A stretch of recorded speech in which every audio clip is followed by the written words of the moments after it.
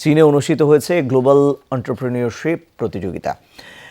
Jiangsu প্রদেশে নানচিং শহরে অনুষ্ঠিত হয় প্রতিযোগিতাটি। AOI চাইনিজ চীন international association for promotion of economics and technology, Zhejiang province অ্যাসোসিয়েশনের অফ স্থল অ্যান্ড মিডিয়া এন্টারপ্রাইজ সহ আরও কয়েকটি সংগঠনের উদ্যোগে আয়োজিত হয় এই প্রতিযোগিতা। এতে অংশগ্রহণ করেন চীনের বিভিন্ন বিশ্ববিদ্যালয়ে অধ্যয়নরত আন্তর্জাতিক শিক্ষার্থীরা। এতে 3টি ব্যবসায়িক প্রকল্প উপস্থাপন করে বাংলাদেশের শিক্ষার্থীরা। প্রতিযোগিতায় 40টির বেশি দেশের শিক্ষার্থীরা 3 শতাধিক প্রকল্প সাবমিট করে, যার মধ্যে চূড়ান্তভাবে নির্বাচিত হয় 9টি প্রকল্প। এতে উপস্থিত ছিলেন বিগ ডেটা ও আর্টিফিশিয়াল ইন্টেলিজেন্স বিশেষজ্ঞ doctor Kishore Biswas, Zhejiang association for overseas promotion of Chinese কালচারের নির্বাহী পরিচালক Mi Zhu, secretary general Ping Cheng সহ অন্যান্যরা।